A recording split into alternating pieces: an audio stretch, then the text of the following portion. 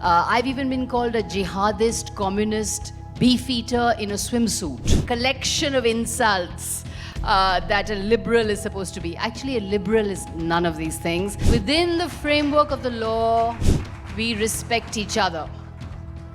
We respect each other because we believe in each other's freedom. I respect you as an individual. You respect me as an individual. Within the framework of the law, we respect each other. And that is the basis of liberal values.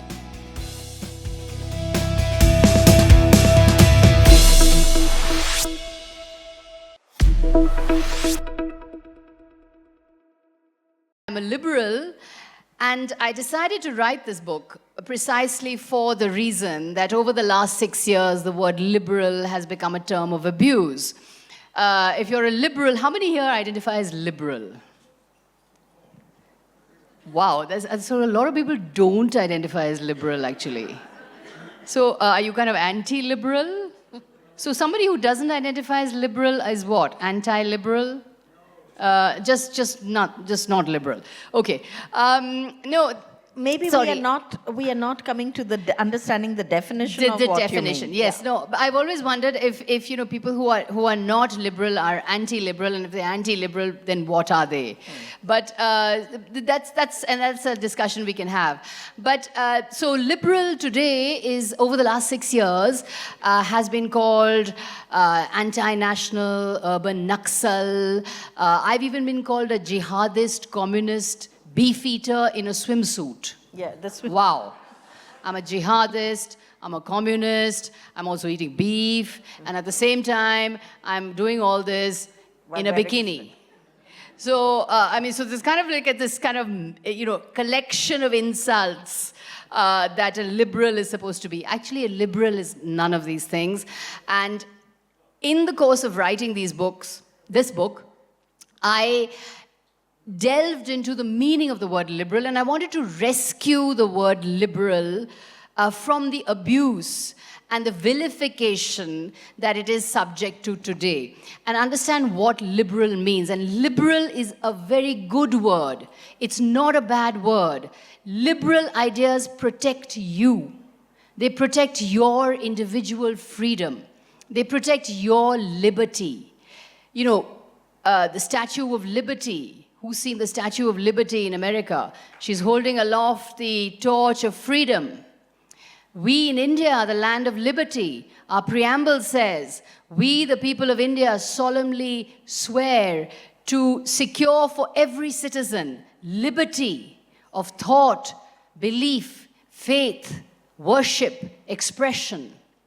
So this is constitutionally guaranteed liberty within the framework of the law. Lawful liberty is our right, and liberal ideas protect your liberty. Today, can you read what you want? You can't.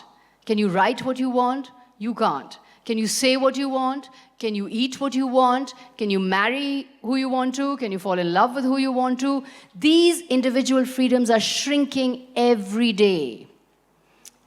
But liberal ideas protect these freedoms that are so important to you, that are so important to me, that are so important to Arshia.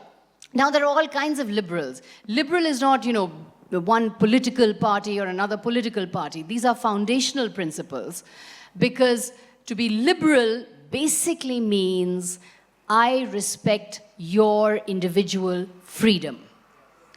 I respect your liberty.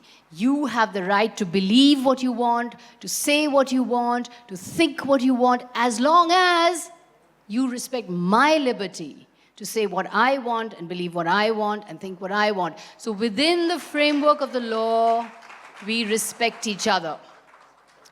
We respect each other because we believe in each other's freedom. I respect you as an individual, you respect me as an individual. Within the framework of the law, we respect each other. And that is the basis of liberal values. Now, you can have liberals in the Congress, or liberals in the BJP, or liberals in Samajwadi Party, or you can have liberals everywhere. People have asked me, is this a Congress book or an anti-BJP book? No, this is a book about foundational principles, the basic principles.